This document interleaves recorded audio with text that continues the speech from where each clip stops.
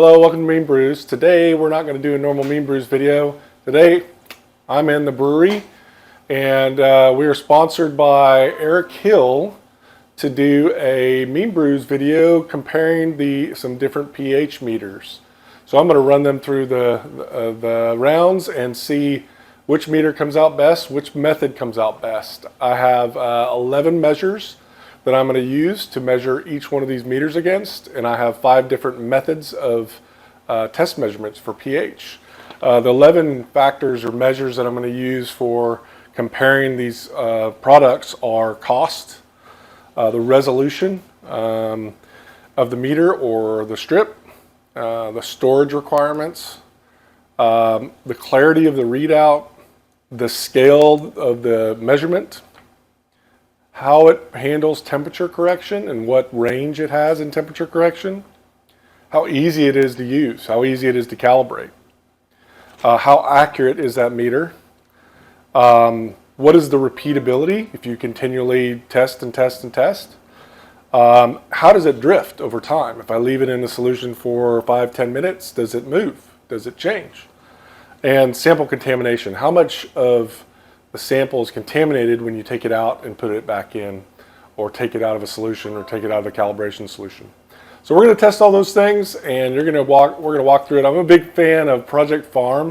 If you've never seen their videos, here's a card linking to one of their videos, or you can go up here and look. They're great. He does this with many products and tests them to failure. I'm not going to test mine to failure because I've got to use some of these afterwards, but it'd be good to check that out. I'm kind of hoping for that. And if you like this video, say so in the comments, and maybe we'll do some more comparison videos between different manufacturers of products. So let's take a look at these 5 products that I'll be testing. First one is Lab Supplies. It comes in strips.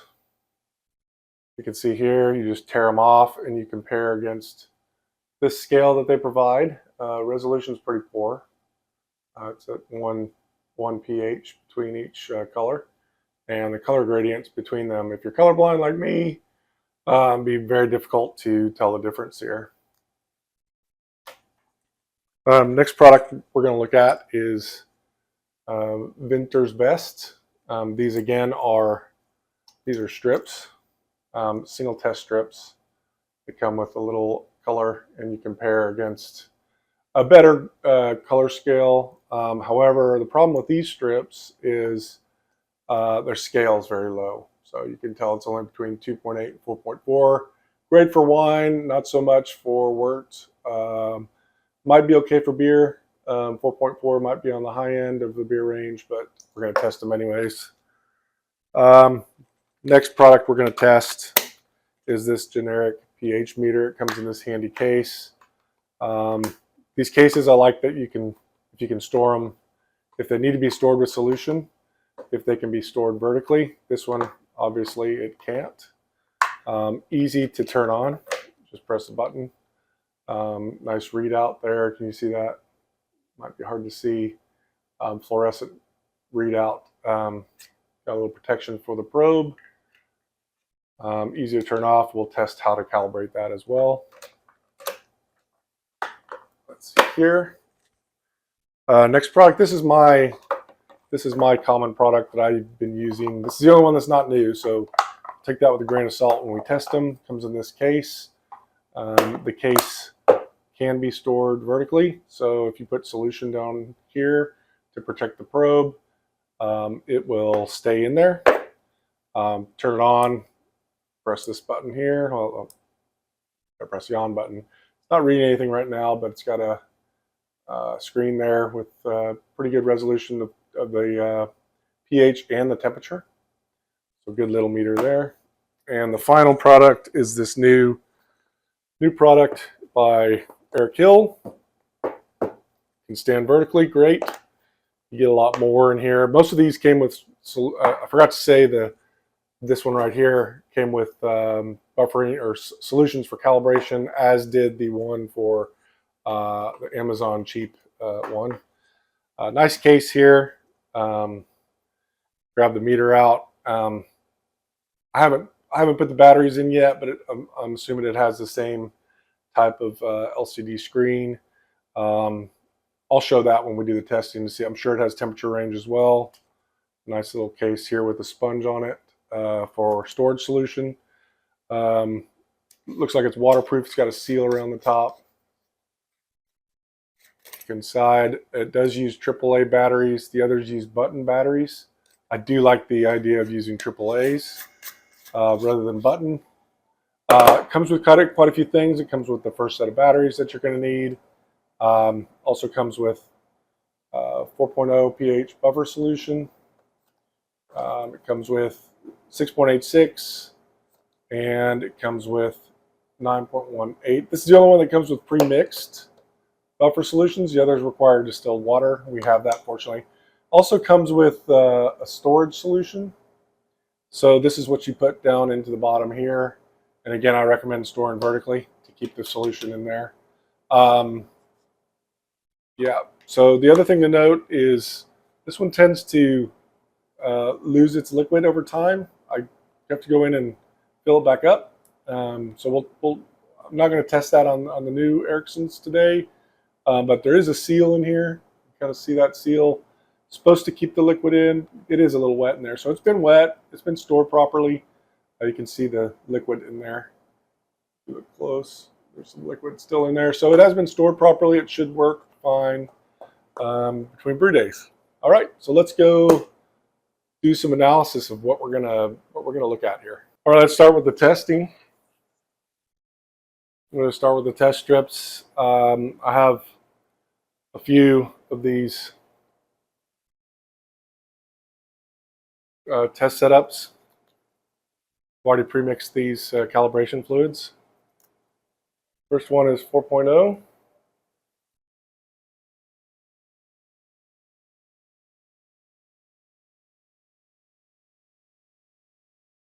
Goes pretty well. Let's try the 6.86, around 7.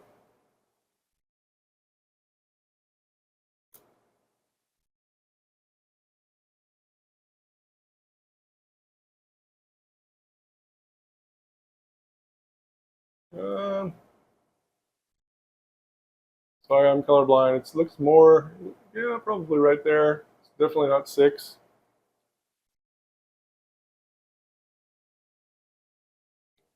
Uh, 9.18. These are your standard test strips and standard test fluids.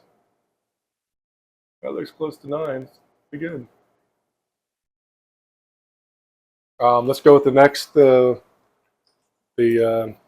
Vinters, and this has a scale again. We'll read this: 2.8 to 4.4. So we'll only be able to test this one.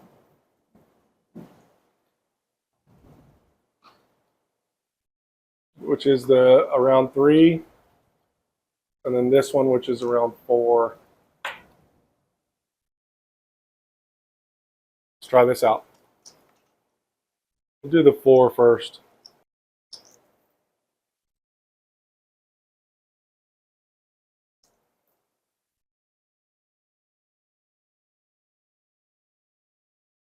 Yeah, it's looking like between 3.6 and 4.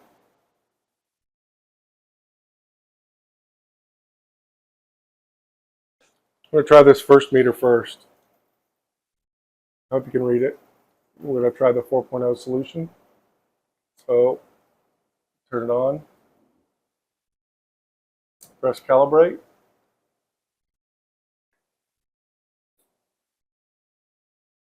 I'm calibrating the 4.01 and 4.01. Try the 6.86. Maybe I just put it in there and it knows which ones it's in. Now I press calibrate.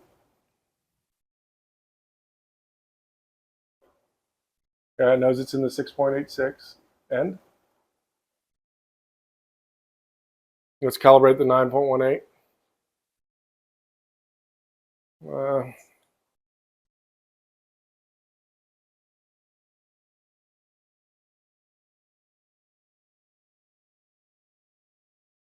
knows it's in the 9.18. End.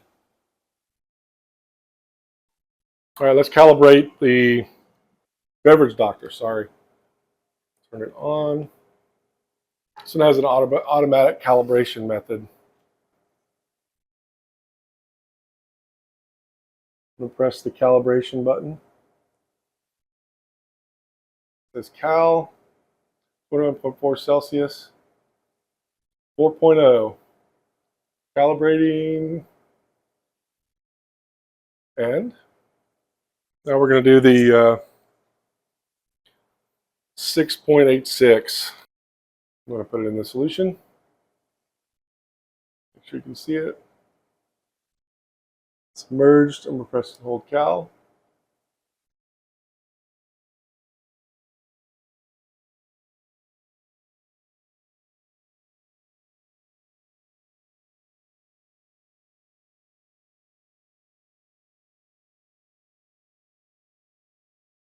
I'm going to do that again.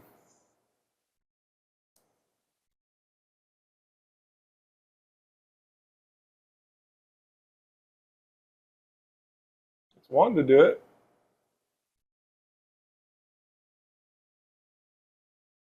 There we go. Clean it off.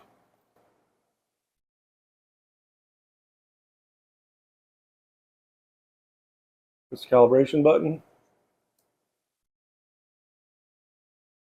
This is 9.018, remember?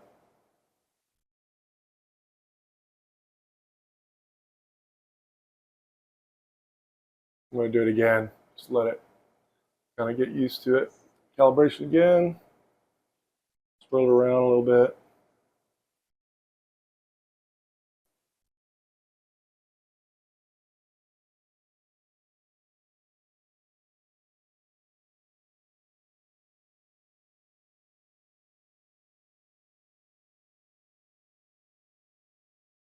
What's its drift? 9.34, there's 0.02.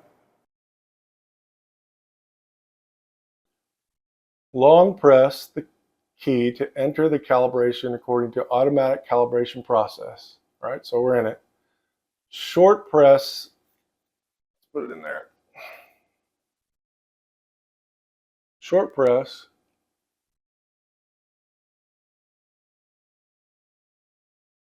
Cal key automatically identify the next calibration procedure. The instrument will identify the calibration solution in sequence when the X progress symbol rotates in a circle.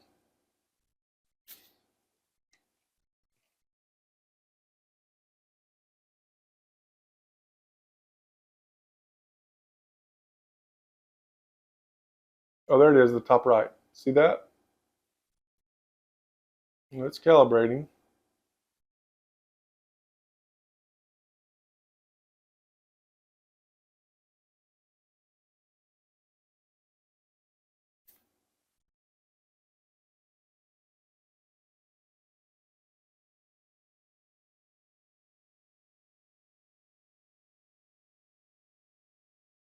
Okay, so that's, now I need to do the next one. It says to rinse, so I'm going to rinse.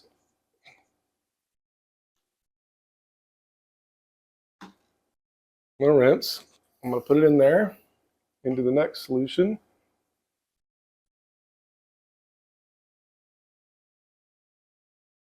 Look at the progress measurement up here.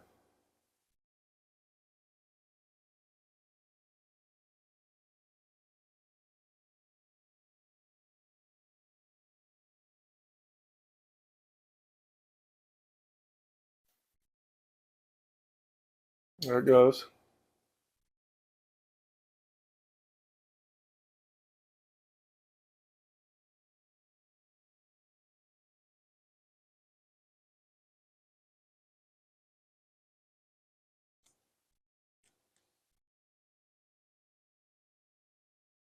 It does take a long time to calibrate.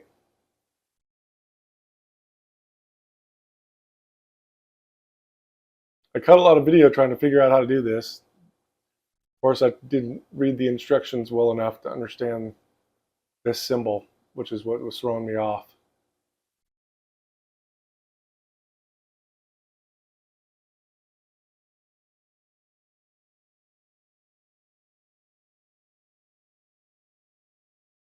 Okay, that one's done.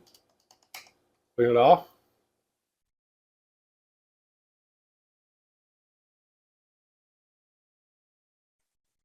And we'll do the 9.18.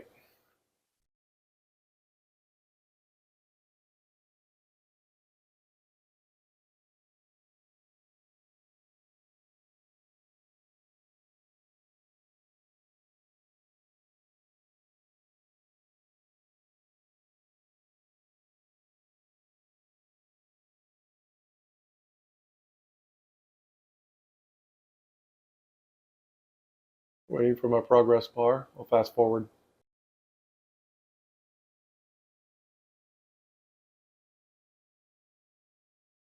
Okay, so I'm done calibrating this one. Let's test it against the fluids. Done calibrating all of them. And this is where we're going to test accuracy. We're going to test drift. We already did some drift. Contamination and repeatability. So let's test the accuracy.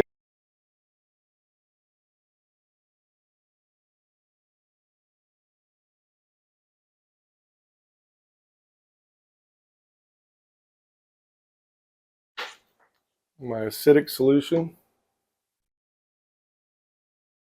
This one we had about 3.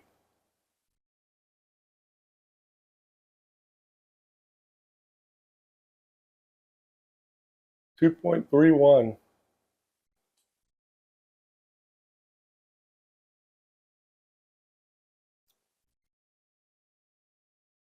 Let's try the basic solution.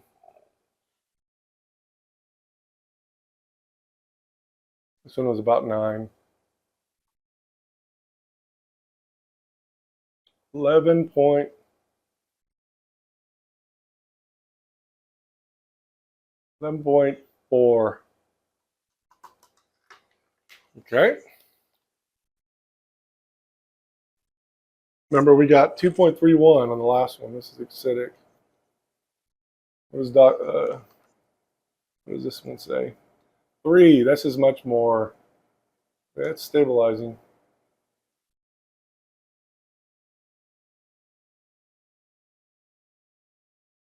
2.71. Drift is much less. 2.70. Now the basic solution.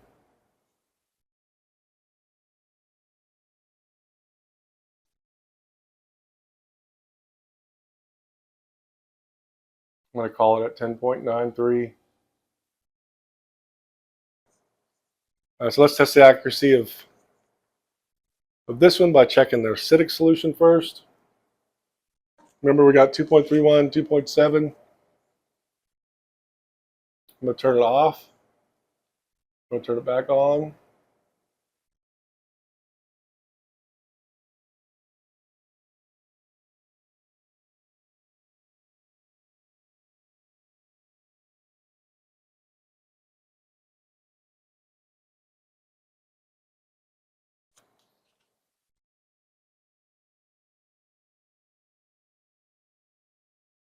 Well, we're at 2.31, the same as the first measurement. Basic solution, cleaned off.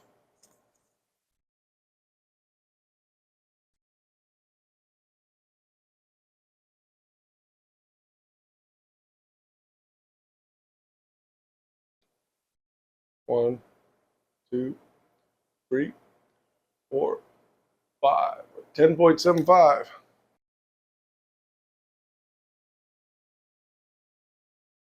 Now we're going to test for repeatability. We're going to come back to the first one and test the acidic. We got 10.31 previously, or 2.31 previously. What do we get now? 2.30. Now it's getting right at it.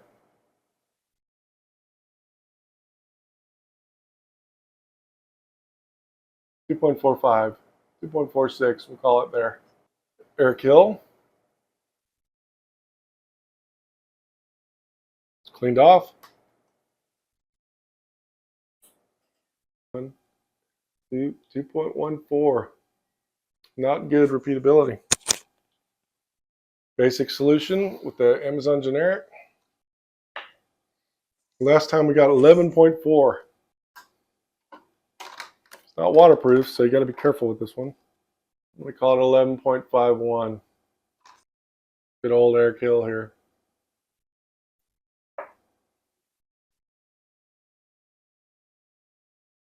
$10.88.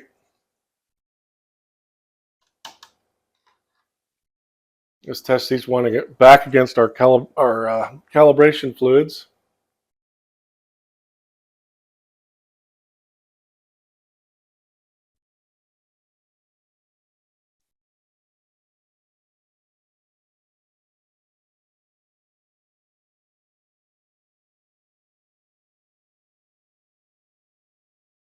$3.49.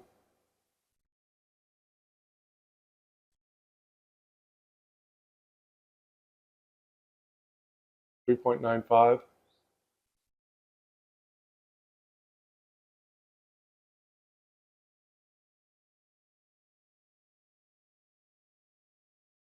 It's done very well.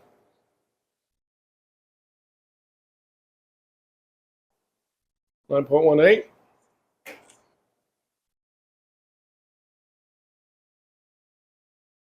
$8.93.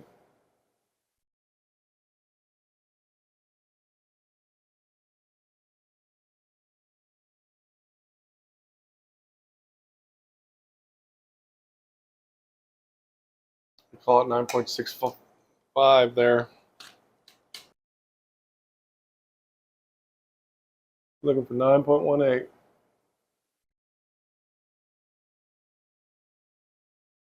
There it is, 9.13.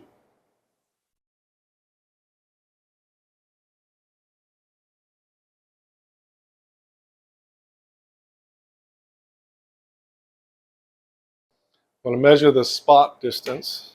Clean it off first. I'm going to do the Amazon, and I'm going to stick it all the way to the bottom. I'm not going to measure it, but I'm going to measure if I didn't clean it off. How large is the spot? There. 2.25 inches. And there. Counting to 15. 1.25 inches. 1.75 inches. Okay, so now that I've captured all my data from testing and sources on the internet, let's take a look at how I use that data to compare the products. So I use what's called a paired comparison, or pairwise comparison, to look at the different criteria, measurement criteria that I use and weigh them against one another. I'll show you an example of what that means. So if you compare, let's say, cost versus accuracy, these are labeled A through L on each one in this matrix.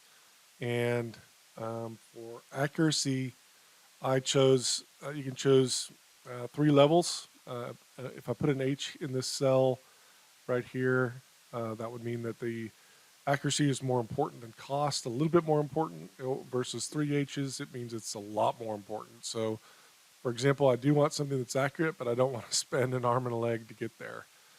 So pause this if you want to look at how I use this to compare all of these metrics, and then you'll see the weighting that I came up with on the right. So basically you count how many times the letter shows up on the screen. That's this column here. And you end up with a weighting based upon the total number of letters on the screen. So an accuracy of 18.6% weight, drift of 15.2, repeatability 14.5, etc., etc.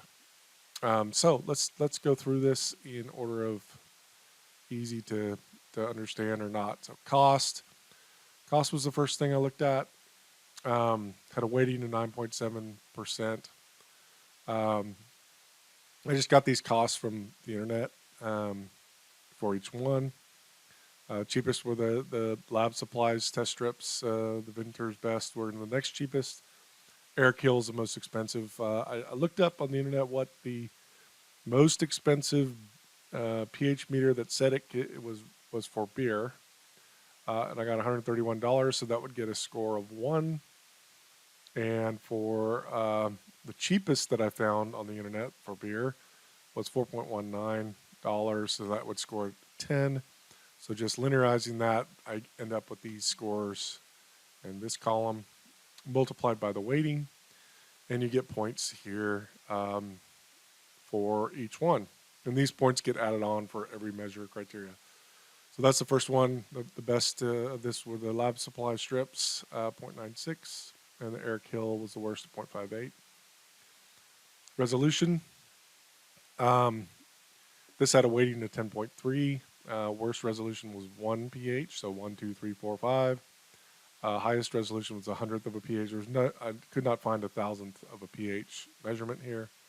So just plugging that in, I ended up with the best were the 3 pH meters that had 100th of a pH scale resolution.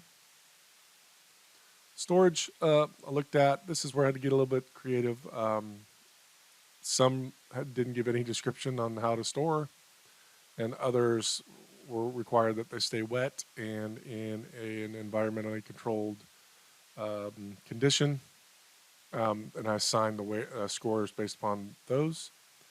Lab supply strips said keep at room temperature in HVAC.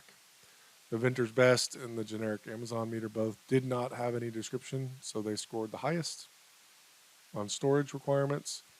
Beverage Doctor, I don't know how long this will last if you store it at any condition here, but I'm just using what they stated.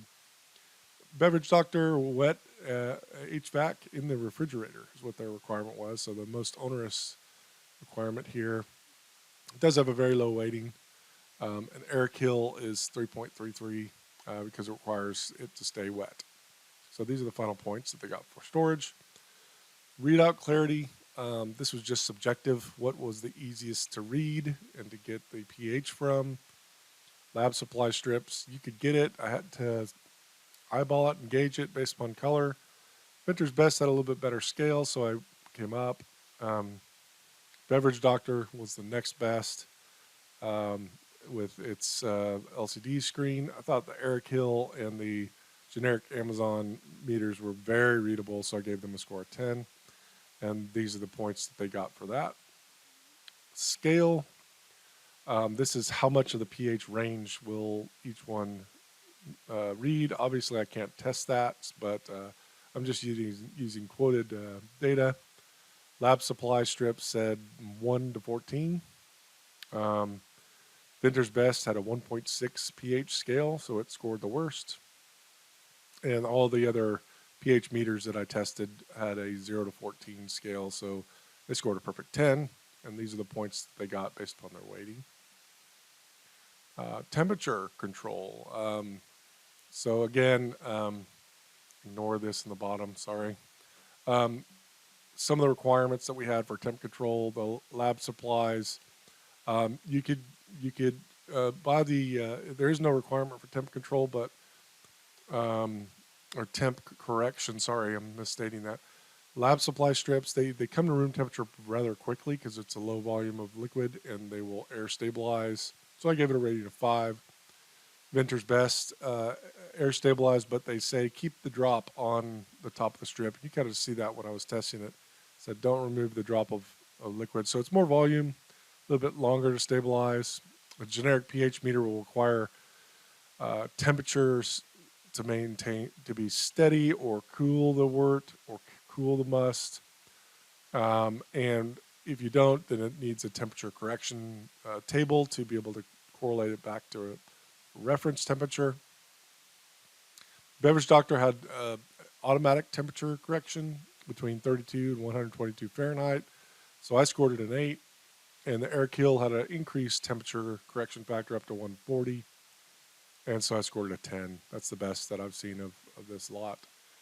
Again, weighted by 9%, and these are the points that were given. Ease of use, this is just subjective. Lowest scoring was the generic Amazon pH meter. Didn't like how you had to put the batteries in and it wasn't very clear. No instructions. Calibration was a little bit wonky. I gave it a score of 4. Test strips I gave a 5. Pretty easy to use. They do have that temperature correlation problem and a scaling problem and a range problem for the Vinters Best. Overall easy to use, but not if you're out of range or if you're trying to get more resolution on your pH. Beverage Doctor I gave a 7. Easy calibration. Just press and hold the button. Easy measurement, easy readout. But it did have button batteries, which were kind of difficult to put in. Erickhill I gave a 9. Easy calibration. It took a little long. And very clear readout and very clear results. I really like the Erickhill on ease of use here. All right, on accuracy, what I looked at was how well could I determine from my reference solutions on second time that I used them for the meters or the first time on the strips, how close could I get to the actual reference solution pH value. I looked at all three. I only tested the high and the low on the meters. Probably could have done the mid-range one too. And I looked at how far off the test was from the reference solution. And I averaged that for all of them. Ended up here. The ratings were based upon this scale.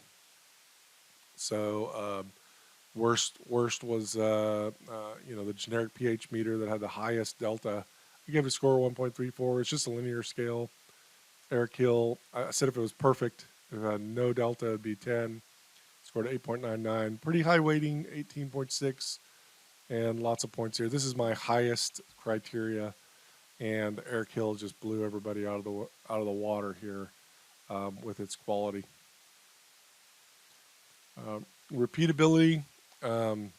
Again, I said if it had when I tested in my non-reference solutions, first and second time, how close were they? And pretty surprising here. I didn't show the test strips, but when I did them twice, they came up the same color. So I said they're pretty repeatable on how predictable they will measure it multiple times. For the others, I did the same thing where I looked at the deltas between the first test and the second test and averaged them. And surprisingly, Beverage Doctor came out the worst. The generic pH meter did perform very well here, better than the Erickhill on repeatability. And so these are the final points that they got on being able to be repeatable in their tests. I'll show how I summarize this at the end. Drift, how far did they move when they're sitting in the solution? I didn't do a 10-minute test, but I did get a feel for how far they were moving. Erickhill was right on as well as the test strips. Generic pH meter had a pretty good drift for a cheap meter. And then the Beverage Doctor was when it finally stabilized, it would drift about 0.05 up and down. So it scored the worst. These are the final points I got for that. And then contamination, again, measuring the distance for how much fluid would come off of that meter. If I just didn't clean it off between tests, the lab strips, you don't use it. So use it only on your solution. You don't have to calibrate it. The other ones, we looked at the worst was the generic pH meter that if you were to calibrate it and not clean it off, you'd contaminate the solution pretty much, or the most. So it scored the lowest. Next worst was Erickhill, and then the Beverage Doctor had the least. It had the smallest probe, so it had the least amount of volume. So it scored the highest of the meters here. So when I look at how does this compare, and each one of these row or columns is each one of the tests that I did and the net points for each one. What came out on top is the Erickhill. So I'm very, very happy to say that the sponsor of this video really came out on top. I told them I was not going to be biased, and you saw me doing the test, and I think it's a great meter. The strips are great if you can live with the resolution problem, and be able to tell different color shades. I can't. Generic pH meter performed really well for its price. At its price point, I wouldn't hesitate to use it. If you can bring the work temperature down to the reference temperature or use a temperature conversion chart, I would have no hesitation using that meter. And then Beverage Doctor, just too much drift, and I don't think it did an accurate job calibrating. I think it had some trouble. It calibrated too quickly, I believe, and that hurt it at the end. So if you like this video, give me a thumbs up. If you'd like to see more of these type of videos, let me know in the comments. You know, what other products would you like me to test like this? I'd be happy to reach out to those guys and see if they'll send me some stuff, or even buy it myself if this gets enough views. Thanks for tuning in, and your normal mean brews on American Strong Ale will be the next video. See you soon. Bye-bye.